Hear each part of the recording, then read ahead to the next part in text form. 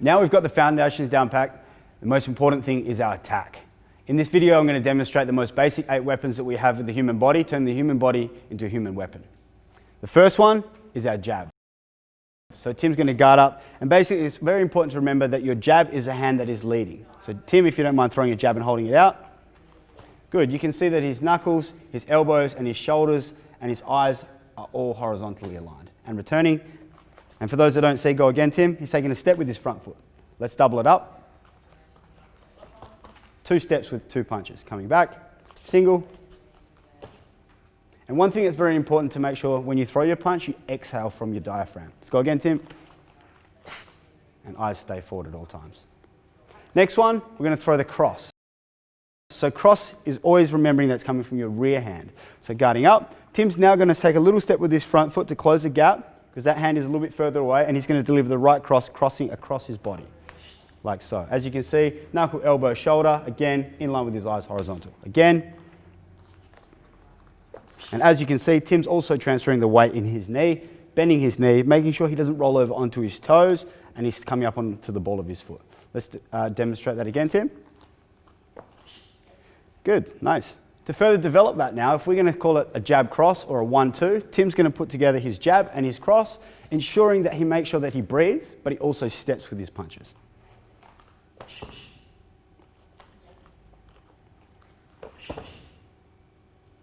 One more time. Just like so.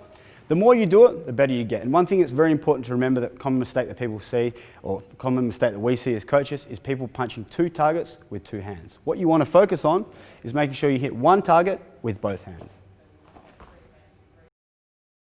The next thing we're going to work on are our hooks. So hooks can be thrown off your front hand and your rear hand.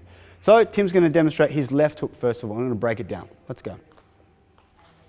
So, one more time. As you can see, Tim's knuckle, elbow, shoulder and eyes are all horizontal. When you look at the lower part of his body, you can see that his hips, his knee and his foot are all engaged. He's turned it all in one motion. One more time please, Tim. Nice. One more time. Nice. What we commonly see for a lot of people when people are starting out, when they throw a hook, is they don't put enough distance on it. They tend to throw a hook that's too close to their body. Again. What you want to imagine, guarding up again, is you're throwing your hook around a street post. So there's a street post that's running vertically, and we want to throw that hook around the street post, like so, making sure we don't overturn or lose our balance. With the right hook, very similar, but again, we have to take a little step with our front foot, and we're going to throw that right hook around the corner. Let's go. And retract. And as you can see, when Tim's thrown that hook, he's got his hips, his knee, and his ball of his foot engaged. His right foot doesn't step through at any time. His left foot is staying forward, his right foot is back. One more time, Tim. Just like so.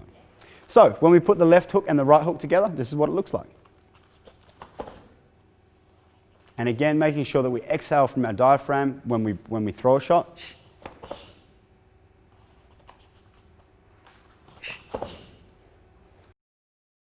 Great. Now, we're going to move on with our uppercuts. So the uppercuts are very simple again. Throwing an uppercut is throwing from our left side first, making sure our knuckles are facing forward, and we're pretty much looking over the top of our knuckles, while the other hand stays up with the elbow protecting the rib cage. Again, Tim. Just like so. If Tim wants to throw it on his rear hand, it's very similar again, in that he takes a little step with his front foot and he throws with the right uppercut like so.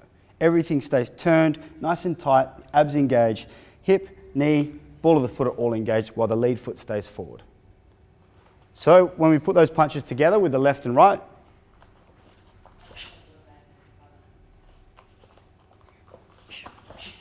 just like so.